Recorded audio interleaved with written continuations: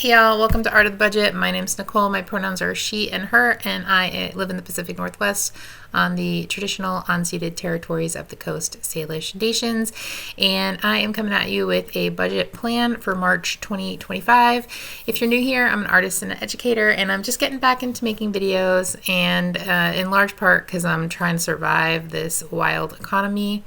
If you think you might be interested in that, or you're out here trying to survive as well, you might want to subscribe. And if you enjoy this video, I'd appreciate it if you would like it. Let's get into the budget plan. I've got some new setups here in my Every Dollar. If you're not familiar, Every Dollar is a Dave Ramsey product. I'm not a big fan of Dave Ramsey and his ways, but this works really well for the way I do my budget. And I have ADHD, and so I'm probably never gonna learn a new system until I have to, but it gets the job done, and I use the free version, so I'm not trying to give Dave Ramsey any of my money.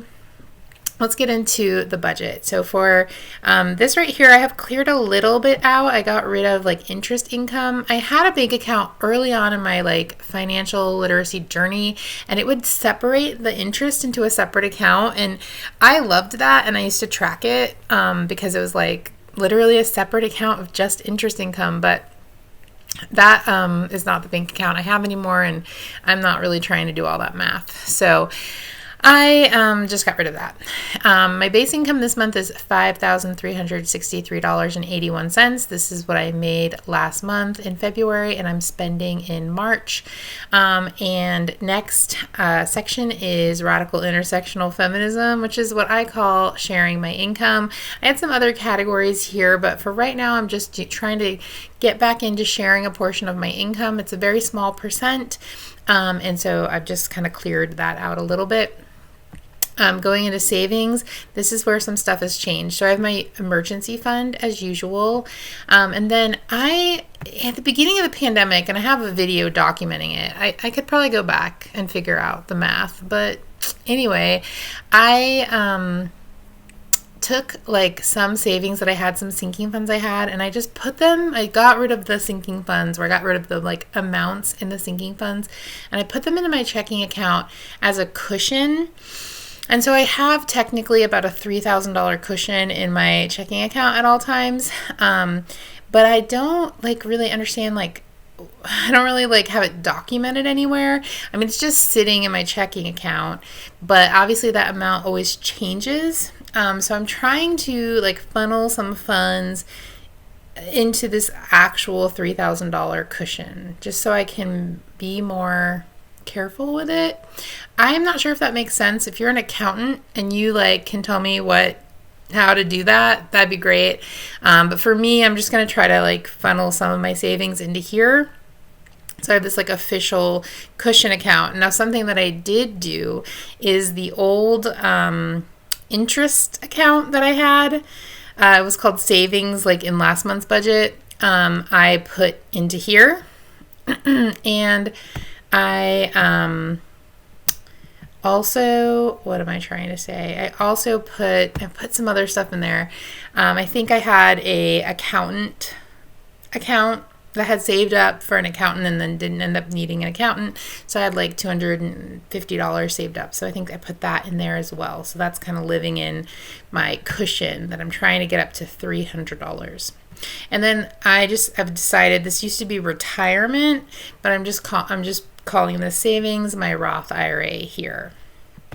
Okay, so next into housing, I've got rent for the following month, electricity, mobile phone, internet, and I added my renter's insurance here because I don't know, I just had an insurance section that didn't really make sense to me. So now housing is there. And that's a fund because I only pay for that once a year. In daily living, I have grocery stores and restaurants. And back in the day, this used to be two separate things. And now it's just grocery stores and restaurants. I've got household, and then I have health. So I was doing a sinking fund, but I'm not doing that right now. And I do have an FSA, which kind of serves as my sinking fund. So I'm just going to call this health. This is going to be for the YMCA and dance class, or any other things I do that go in that category. If I have any errant copays or something that for some reason don't go on my FSA card, I would buy this here, or if I was buying vitamins, which I do need to re-up on actually. So transportation, I got rid of like license, because I mean I am gonna eventually have to get a new license like whenever it expires, but I don't know, it's just cluttering up things and it's so rare. So I have gas, car insurance, and car registration, and like some of this used to be in the insurance category too that I got rid of. So car insurance is here now. Then personal spending, entertainment, and fun. Entertainment is usually like if I pay for a streaming service, which actually I just realized I accidentally paid for Spotify. So I gotta put that on there, but I canceled Spotify. I got a deal like at the end of last year, and I had it for 2 months, and I literally did not use it one time, so I canceled that. And then actual sinking funds for when the time comes. Car upkeep replacement, tech fund, so replacing like computer, phone, etc., gifts, clothing, upcoming travel, and down payment. You know, maybe one day, we'll see. And then last but not least, debt. So I did update my car debt. I'm under 4,000. That feels great. And then student loan, you can see the little exclamation point. It's not updated. All that is on hold right now, but we'll be getting into it in several months from now. In July, we will be getting into it because if nothing has changed before that, I'll be applying for total forgiveness and buyback program to buy back the loan payments I'm not making right now. So yeah, that's the plan for the month. I have $363.81 left to budget. So let's go ahead and add that to the emergency fund. So I'm going to zero that out. That gives me $1,900 into the emergency fund. I don't know what this 112.44 is, but I'll just put it in there. Sure, sounds great. Into the cushion, and it's an every dollar budget, so we're good. Any exciting plans for... Oh, actually, I just realized, let me zero that for a second. I need to put in gifts, like I'm going to put $150, because again, I got to pay my sister for our mom's gift. So then let me go back here, emergency fund, $1,750.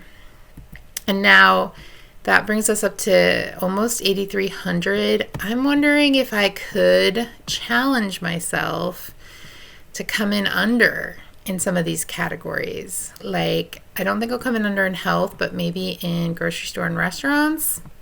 I did just buy all this food for my birthday party, which was last night, the last day of February, and I had a lot of leftovers, so if I can make some of that last, I think I could come in under in some of these categories. Fun, I think I put 200 here because I was going to go do a birthday spa day with my friend, but she ended up unfortunately hurting her back and couldn't do it, so I might reserve that for sort of like a birthday treat, but maybe I will come in under right there. So I'm going to try. That's going to be my goal. Let me know if you've got any goals for this month, and I'd love to read about them down below. I will see you in the next video.